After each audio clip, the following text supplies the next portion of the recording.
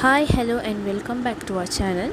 இன்றைக்கி நம்ம இந்த வீடியோவில் என்ன பார்க்க போகிறோன்னா, ஃப்ளஃபி ஆம்லெட் எப்படி பண்ணுறதுதாங்க நம்ம இன்றைக்கே பார்க்க போகிறோம். அதாவது நல்ல சாஃப்டாக ஆம்லெட் எப்படி பண்ணுறதுன்னு தான் நம்ம இன்றைக்கி பார்க்க போகிறோம். இது பசங்களுக்கெல்லாம் ரொம்பவே பிடிக்கும். இது நீங்கள் ஈவினிங் ஸ்நாக்ஸாக அவங்களுக்கெல்லாம் கொடுத்தீங்கன்னா அவங்களுக்கு இதனால் ப்ரோட்டீன் சக்தி அவங்களுக்கு ரொம்பவே அதிகமாக கிடைக்கும். இது கொஞ்சம் டிஃப்ரெண்ட்டான டிஷ். இது பசங்க ரொம்ப விரும்பி சாப்பிடுவாங்க நான் சொன்ன மாதிரி. அப்புறம் இந்த ஆம்லெட் நல்ல சாஃப்டாக ரொம்ப ஃப்ளஃபியாக இருக்கும். வாங்க இது எப்படி பண்ணுறதுன்னு பார்க்கலாம்.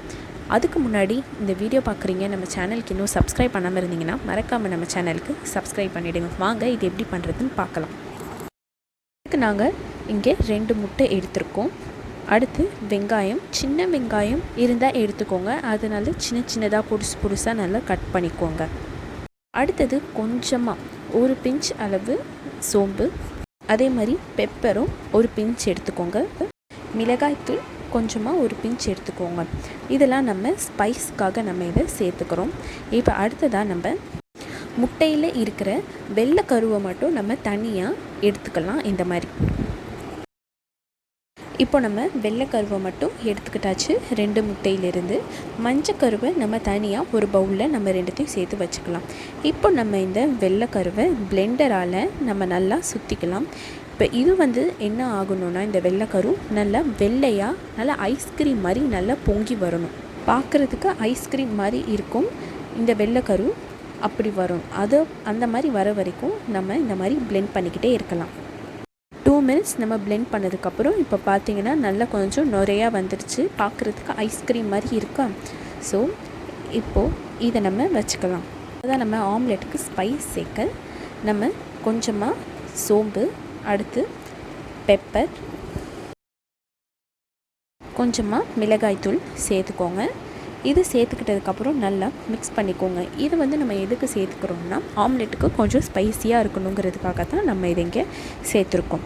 அடுத்ததான் நம்ம வெள்ளைக்கரு இருக்குல்ல, அதையும் கொஞ்சம் நல்லா மிக்ஸ் பண்ணி வச்சுக்கோங்க. அடுத்ததான் நம்ம இந்த மஞ்சக்கருவை இந்த வெள்ளை இதை நம்ம மிக்ஸ் பண்ணியிருந்தோம்ல, அதோடு நம்ம சேர்த்துக்கிட்டு சும்மா லைட்டாக நம்ம மிக்ஸ் பண்ணி விட்டுடலாம்.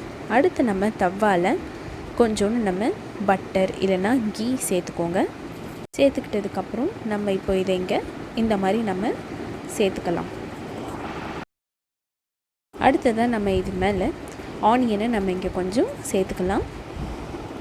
அடுத்ததாக நம்ம இப்போது நம்ம மிக்ஸ் பண்ணி வச்ச மசாலாவை சேர்த்துக்கலாம். அதாவது நம்ம மசாலாலாம் கொஞ்சம் தான் சேர்த்துக்கிட்டோம். என்னென்னா மிளகாய்த்தூள், சோம்பு, பெப்பர் இதெல்லாம் சேர்த்துக்கிட்டதை இதை நம்ம மேலே இந்த மாதிரி தூவி விட்டுடலாம். அடுத்து இந்த ஆம்லெட்டை சுற்றி நம்ம கொஞ்சமாக கீ சேர்த்துக்கலாம். இல்லை நீங்கள் பட்டர் இருந்தால் கூட பட்டர் கூட சேர்த்துக்கலாம்.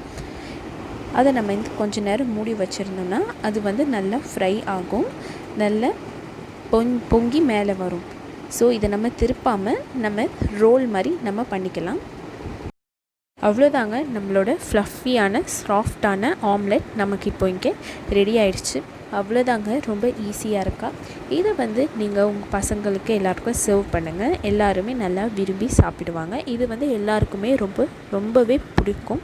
ஸோ நீங்கள் இதை மறக்காமல் வீட்டில் ட்ரை பண்ணி பாருங்கள்.